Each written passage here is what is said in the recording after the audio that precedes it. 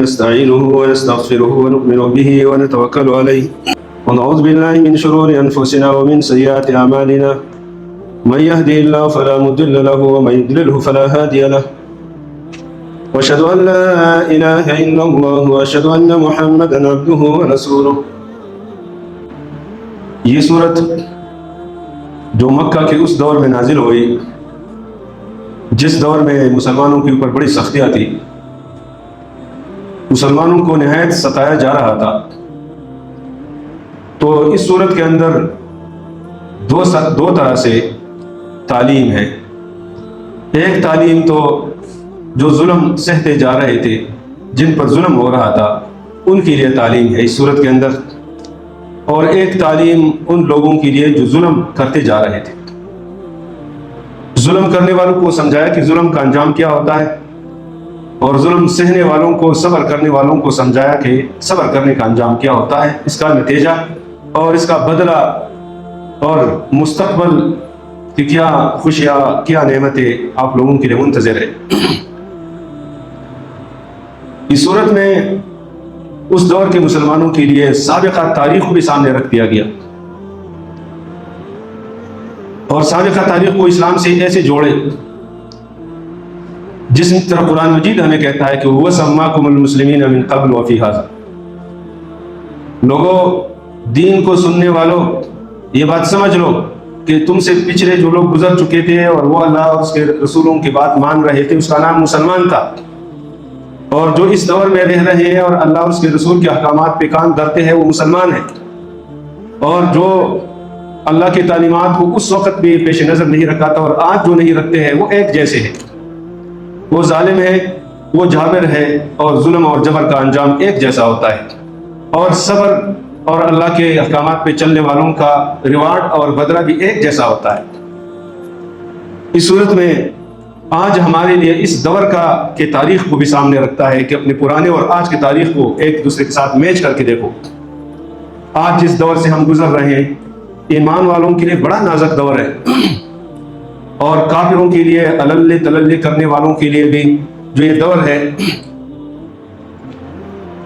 یہ تنبیہ کا دور ہے، آزمائشوں کا دور ہے. بظاہر ایمان کا دعویٰ رکھنے والے اپنے ایمان پہ غور کریں کہ وہ کن حالات سے گزر رہے ہیں. اہل ایمان پہ کیا گزر رہا ہے، اور تماشا دیکھنے والے جو تماشا دیکھتے ہیں، وہ اپنے ایمان پہ غور کریں کہ ان کے ساتھ کیا مستقبل میں ہونے والا ہے یا ہوگا. اسی لیے یہ صورت جو صورت بروج کے نام سے مشہور ہے، اس صورت کی بالکل ابتدائی آیت ہی سے اللہ تبارک و تعالیٰ نے اپنی قدرت کا، اپنے جلالت کا ذکر کیا ہے اور اظہار کیا ہے. یہ بات ذہن میں رکھیں کہ آسمان اور زمین اور اس کائنات کو تخلیق کرنے والا ایک ہی خدا ہے، جو کائنات کا مالک ازل سے ہے اور آج بھی ہے. تو اس نے اس وقت کے ظلم کرنے والوں کو یہ سمجھایا کہ جو عارضی قوت اور اقتدار تمہیں نصیب ہے، اس پہ اتنا جو ہے نہیں اترانا چاہیے کہ پچھلے والوں کی تاریخ دہرا کے اپنے آپ کو مٹانے کے لیے تیار کرو. یہ بروج، بڑے بڑے برجوں کے خالق اس وقت بھی یہ تماشا دیکھ رہا تھا اور آج بھی دیکھ رہا ہے، اور اپنے پیدا کرنے والوں کو دیکھتا ہے کہ وہ کیا تماشا کر رہے ہیں. یہ خدا کی قدرت سے کوئی باہر نہیں ہے. یہ برجوں والا آسمان جو اللہ نے ازل سے پیدا کیا ہے، اور آج بھی وہ قائم ہے اور انسانوں کو یہ شیلٹر فراہم کر رہا ہے، یہ خدا کی قدرت سے وجود میں آیا ہے. تو کیا تم خدا کی وجود اور قدرت سے اپنے آپ کو بعید اور دور سمجھتے ہو کہ تمہیں ملیامیٹ کر کے رکھ دے؟ آزمائش سے گزر رہے ہو، اپنے آزمائش پہ غور کرو. اس صورت کی اندر جو اصحاب اخدود کا ذکر ہے، اللہ نے اس صورت کی شروع میں فرمایا والسماء ذات البروج والیوم الموعود وشاہد ومشہود. 3 چیزوں کی قسم کھائی ہے. یہ برجوں والے آسمان کی قسم جو ستاروں اور سیاروں سے مزین ہے، اور قرآن میں بروج کا جگہ جگہ ذکر آیا ہوا ہے، اور ان 12 برجوں کا تذکرہ بھی تاریخ دانوں نے اور فلکیات والوں نے کیا ہے. لیکن آج جدید سے جدید دور میں مزید برج اور ستارے اور سیارے دریافت ہو رہے ہیں، اور اس کے فاصلوں کو ناپا جا رہا ہے اور دیکھا اور دکھایا جا رہا ہے. تو اللہ نے فرمایا کہ جس برجوں والے آسمان کو اللہ نے پیدا کیا ہے، اس کی قسم والیوم الموعود، اور جو وعدہ ازل سے کیا جا رہا ہے انسانوں کے ساتھ کہ ایک دن میں نے مقرر کیا ہے عدل انصاف کے لیے، تو اس دن کی قسم وشاہد ومشہود، اور اس دن جو لوگ حاضر ہوں گے اور جن کو حاضر کر دیا جائے گا اس کی قسم، کچھ لوگ خود حاضر ہوں گے اسی لیے کہ وہ اس امید پہ دنیا میں صبر کرتے ہیں، عدل و انصاف کا تقاضا کرتے ہیں، مطالبہ کرتے ہیں کہ ہمارے ساتھ انصاف ہو جائے. وہ سمجھتے کہ ایک دن انصاف والا آنے والا ہے، اور جو انصاف کے دن پہ یقین نہیں رکھتے اس کو زبردستی لایا جائے گا. تو یہ تنبیہ اس کو کی جا رہی ہے کہ اس دن کو ذہن میں رکھو، وہ دن ضرور آنے والا ہے، تمہیں اس میں ضرور حاضر کر دیا جائے گا اور اپنے ظلم کا انجام تم نے ضرور دیکھنا ہے. کس چیز کی 3 قسمیں اٹھائی ہے؟ قتل اصحاب الخدود، یہ گڑوں والے اور خندق کھودنے والے ہلاک ہو گئے، تباہ ہو گئے. النار ذات الوقود، کیسے گڑے تھے، ایسے خندق کھود رکھے تھے جس کو آگ سے بھر دیا تھا، آگ جلا کے بھڑکا کے رکھا تھا. اور جن لوگوں نے ایمان اور اسلام کا راستہ اختیار کیا ہوا تھا اور کفر اور شرک کے باتوں کو مان نہیں رہے تھے، جس کو مجبور کیا جا رہا تھا، ان کو اس میں ان خندق میں ڈالا جا رہا تھا. فرمایا اذ ہم علیہا قعود، اور یہ لوگ خندق میں لوگوں کو ڈال کے جلا کے دیکھ رہے تھے. وہم علی ما یفعلون بالمؤمنین شہود، اور مومنوں کے جلنے کا اس سزا کو دیکھ رہے تھے، تماشا دیکھ رہے تھے. وما نقموا منہم، وجہ کیا تھا کہ ان لوگوں کو خندق میں ڈالا تھا اور جلا کے رکھ رہے تھے. وما نقموا منہم، ان سے انتقام نہیں لے رہے تھے بجز اس کے یؤمنوا باللہ العزیز الحمید، کہ وہ اس کائنات کے مالک عزیز اور حمید بھی ایمان لائے تھے. بڑے زبردست خدا اور اس کے قدرتوں اور اس کے مالک کے اوپر ایمان لائے ہوئے تھے. الذی لہ ملک السماوات والارض، وہ خدا جس کے لیے زمین اور آسمان کی بادشاہی ہے. واللہ علی کل شیء شہید، اور ہر چیز کو دیکھ رہا ہے. سورت کے آغاز میں کہا کہ والسماء ذات البروج، اس برجوں والے آسمان کے قسم، اس کے رب کے قسم جس نے اس کو پیدا کیا ہے. یہ ظلم جو تم توڑتے جا رہے ہو، یہ کس کی ملکیت پہ ظلم کر رہے ہو؟ اس خدا کی ملکیت میں یہ تعدی اور یہ ظلم کر رہے ہو. تو اس اخدود اور ان خندقوں کے بارے میں بہت سارے واقعات، یا یہ سمجھ لیں کہ تاریخ میں ریپیٹڈلی اس قسم کے واقعات پیش آئے ہیں. اہل ایمان کو اس طرح ظلم اور ستم سے گزارا گیا ہے. یہ آج کے غزہ کی بات نہیں ہے، یہ آج کشمیر کی بات نہیں ہے، یہ آج الجزائر کی بات نہیں ہے، یہ آج کے روہنگیا کی بات نہیں ہے. یہ ازل سے اہل ایمان کا آزمائش جو ہے لوگ لیتے رہے ہیں، اور اس کا انجام ایک ہی ہوگا. اور اس ایک خدا کے جو ہے مخلوق کے ساتھ یہ کرتے رہے ہیں، تو خدا نے اس کے لیے ایک ہی انجام اور ایک ہی سزا کا اعلان کیا ہے کہ قیامت آنے والے ہے اور اس دن سب کو اپنا حساب جو ہے چکانا پڑے گا. یہاں پہ تقریباً 4 قسم کے واقعات مفسرین نے ذکر کیے ہیں اس صورت کے ان مضامین کے نیچے. ایک حضرت صہیب رومی رضی اللہ عنہ نے روایت کیا ہے جو مسلم شریف اور دیگر حدیث کی کتابوں میں ذکر ہے، اور وہ ذکر ہے کہ ایک بادشاہ تھا اور اس کا ایک کاہن تھا، جادوگر تھا. اس جادو کے ذریعے وہ اپنا کام نکلواتا تھا. جب وہ مرنے کے قریب ہو گیا تو بادشاہ سے کہنے لگا کہ مجھے ایک جوان دیا جائے تاکہ میں اپنا سحر اور جادو کا علم اس کو ٹرانسفر کر دوں، سکھا دوں، اور بادشاہ کا جو ہے سکہ چلتا رہے. ایک لڑکا دیا، اور وہ لڑکا اس کے پاس جو ہے یہ سحر اور جادو سیکھنے کے لیے جاتا تھا. لیکن جہاں سے گزرتا تھا اس وقت عیسیٰ علیہ السلام کی دین پر قائم رہنے والوں کے گرجے تھے، تو اس گرجے سے گزر رہا تھا جس میں ایک راہب جو اہل اللہ بیٹھا ہوا تھا، اس کے ساتھ ملاقات کر کے اس سے کچھ دین سیکھتا تھا. تو اس نے دیکھا کہ بادشاہ تو لوگوں کے اوپر ظلم اور جبر کرتا ہے اور یہ دین جو ہے کوئی اور تقاضا کر رہا ہے. تو دین سیکھتا گیا، اور بعد میں جب اس نے توحید، بادشاہ کو پتہ چلا کہ یہ توحید پرست انسان ہے، تو اس کو مارنے کے لیے در پہ ازار ہو گیا اور طرح طرح سے اس کو مرنے کے لیے عربی استعمال کی. لیکن بچہ جو ہے ہر حربے سے بچ جاتا تھا. بچے نے کہا مجھے قتل کرنا چاہتے ہو، ایسا کرو کہ تیر پہ کو چلاتے ہوئے ایک جملہ میں تمہیں سکھاتا ہوں، یہ کہو تو میں مر جاؤں گا. اور وہ یہ ہے کہ بسم اللہ رب الغلام، اللہ کے نام سے جو اس غلام کا رب ہے یہ مر جائیں اور یہ لگ جائیں. بچہ شہید ہو گیا اور لوگ جمع تھے اور لوگوں نے یہ تماشا دیکھا کہ بادشاہ جو ہے اس لڑکے کے خلاف ہر قسم جو حرب استعمال کر گیا، کارگر نہیں ہوا. اور جب رب ذوالجلال کا نام لیا بچہ شہید ہو گیا اور وہ تیر کو لگا. سارے لوگوں نے کہا کہ ہم تو اس بچے کے رب کے اوپر ایمان لائے ہیں. تو بادشاہ کے ہواری اور حواشی اور چیرے چانٹوں نے کہا کہ بھائی جو تماشا آپ کر رہے تھے تو الٹ ہو گیا. تو اس نے اپنے بادشاہی اور اپنے اقتدار میں پاگل ہو گیا، خندق کو دعائی اور اس لڑکے کو وہ تو شہید کیا تھا. جو لوگ اس کے راستے پہ چل رہے تھے اس کو خندق میں ڈالا. ایک یہ واقعہ آتا ہے. ایک واقعہ آتا ہے حضرت علی رضی اللہ عنہ بیان کرتے ہیں کہ ایران کا بادشاہ آتش پرست تھے، تو بادشاہ نے ایک وقت آیا کہ اس نے اپنے بہن پہ فریفتہ ہو گیا اور اپنے بہن سے اس نے یہ غلط کام کیا، اور پھر اعلان کیا کہ اللہ نے بہن کے ساتھ نکاح کو جائز قرار دیا ہے۔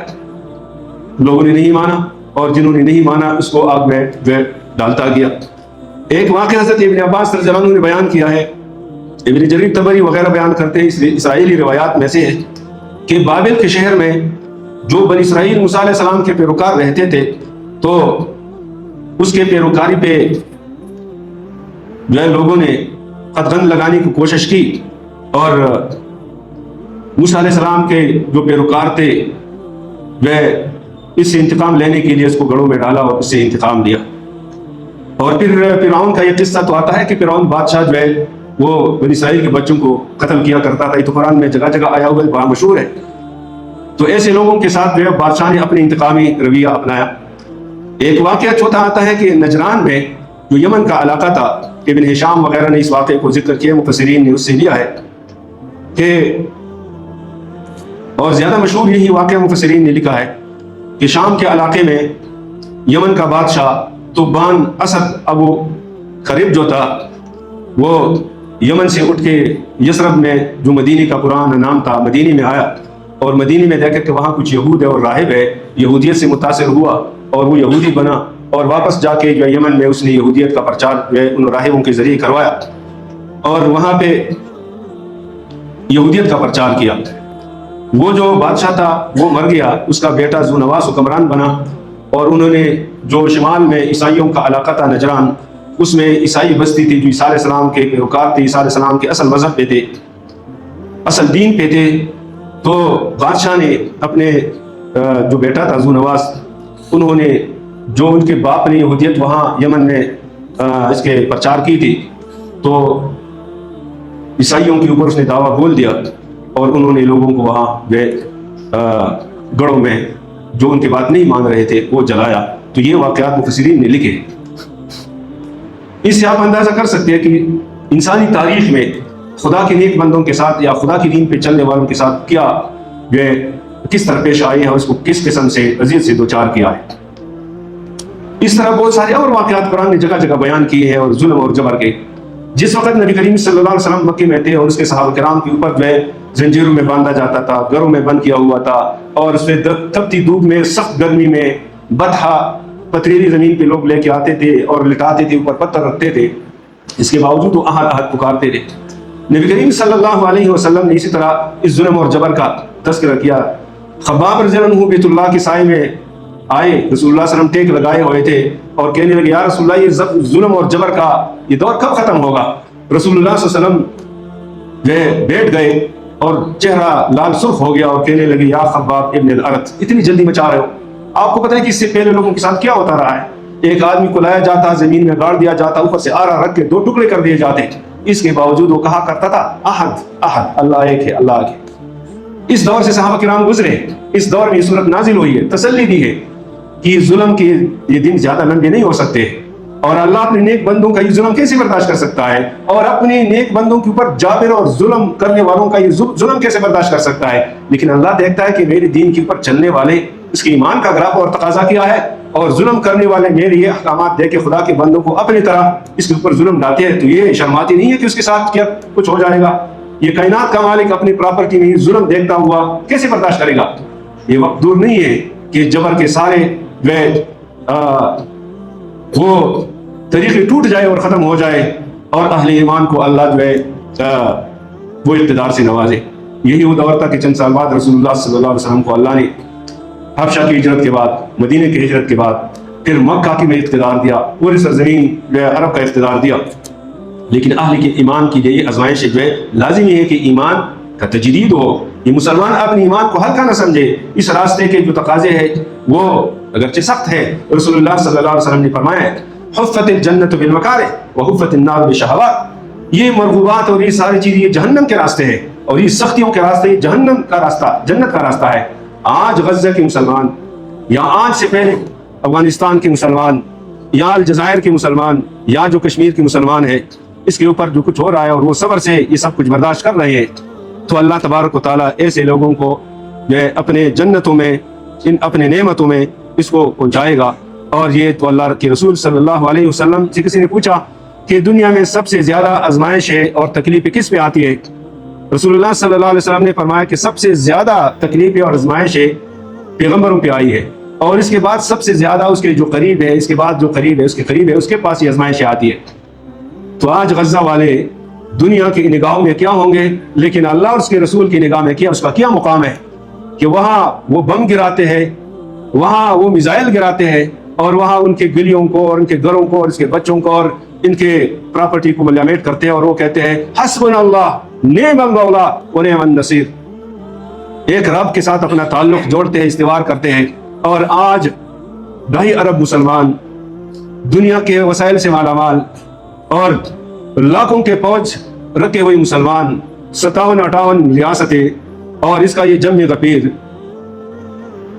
کسی وقت ایک جو اسرائیل اور عرب مسلمانوں کا جو بیت المقدس کے اوپر اٹیک کیا تھا اور جلا کے رکھ دیا تھا، تو یہودیوں کا اسرائیل کا ایک خاتون اس پلاننگ میں شامل تھی، اور اس نے کہا کہ میں پوری رات مجھے نیند نہ آئی، اور میں یہ تھا کہ صبح پتہ نہیں مسلمانوں کے ابابیل اور مسلمانوں کے لشکروں کے لشکر اسرائیل پہ حملہ ہوں گے تو صبح ہمارا کیا حشر کیا ہوگا۔ لیکن میں صبح اٹھی تو کچھ نہیں ہوا، ہفتہ گزر گیا، پھر مطمئن ہو گئی کہ مسلمانوں کا ایمان جو ہے وہ ختم ہو چکا ہے۔ یہ سمجھ لیں کہ 2.5 ارب مسلمان گویا کہ جج صاحب کے بقول وہ حالت غزہ میں آج موجود ہے کہ ان کا ایمان جو ہے کس لیول کا ہے، لیکن غزہ والے اس کو ایمان کی دعوت اور اس کی حرارت دکھا رہے ہیں اور سمجھا رہے ہیں کہ اسلام اور ایمان کے لیے یہ قربانیاں، یہ قرآن کا تقاضا ہے، پیغمبروں کا تقاضا ہے، یہ دین کی تعلیمات کا تقاضا ہے۔ لوگ کیا کیا تعویل کریں گے اور کیا کیا باتیں کر رہے ہیں، اور حماس اور غزہ کے مسلمانوں کا مذاق اڑاتے ہیں، لیکن یہ قرآن کا مذاق اڑانا ہے، یہ پیغمبروں کا مذاق اڑانا ہے، پیغمبروں کے ساتھ کیا ہوا ہے۔ اور اللہ نے کہا کہ 2 افراد مسلمان ہیں، کبھی 3 ہیں اور کبھی 10-15 اور کبھی 90 مسلمان ہیں، اور سالہ سال سے تبلیغ کا یہ سلسلہ چلتا رہا ہے۔ گویا کہ یہ واقعات ہمیں اہل ایمان کا یہ طریقہ اور اہل ایمان کے اس راستے کی نشاندہی کرتا ہے۔ اور قرآن میں جو اللہ نے بیان کیا ہے کہ ان الذین فتنوا المؤمنین والمؤمنات ثم لم يتوبوا فلهم عذاب جہنم ولهم عذاب الحریق، یقیناً وہ لوگ جنہوں نے مسلمانوں کو آزمائش میں ڈالا ہوا ہے، مرد اور عورتوں کو، اور پھر اپنے اس ظلم اور بربریت سے توبہ نہیں کیا، فلہم عذاب جہنم، ان کے لیے جہنم کا عذاب ہے۔ اسی آیت کے اندر آگے دیکھیں اور فرمایا وَلَهُمْ عَذَابُ الْحَرِيقِ، اس کے لیے جلنے کا عذاب ہے۔ گویا کہ جہنم کے بعد جلنے کا عذاب کا تذکرہ اسی ایک جملے کے بعد دوسرے جملے میں، اس کا مطلب یہ ہے کہ صرف جہنم میں کے عذاب کی اکتفا نہیں، آگے جو سخت ترین سزا ہوگی ایسے ظالموں کو اور جابروں کو، جو خدا کے بندوں کو اور خدا کے ایسے بندوں کو جو مظلوم ہے، مجبور ہے، مقہور ہے، کوئی جرم ان کا نہیں ہے، لیکن ان کے اوپر ظلم ڈایا جا رہا ہے۔ اب موسیٰ علیہ السلام آیا، بنی اسرائیل کے چھوٹے چھوٹے بچوں کو جو ہے پیدائش کے ساتھ ذبح کیا کرتے تھے، اس بچے کا قصور کیا ہے؟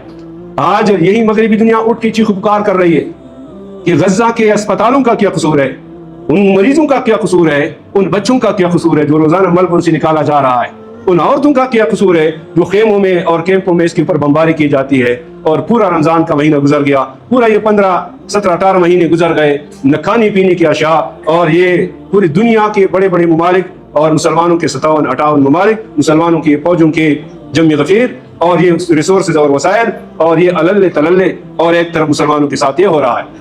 خدا اپنی اس پراپرٹی اور اپنی اس مخلوق کا نہیں پوچھے گا، یہ کوئی دور کی بات نہیں ہے۔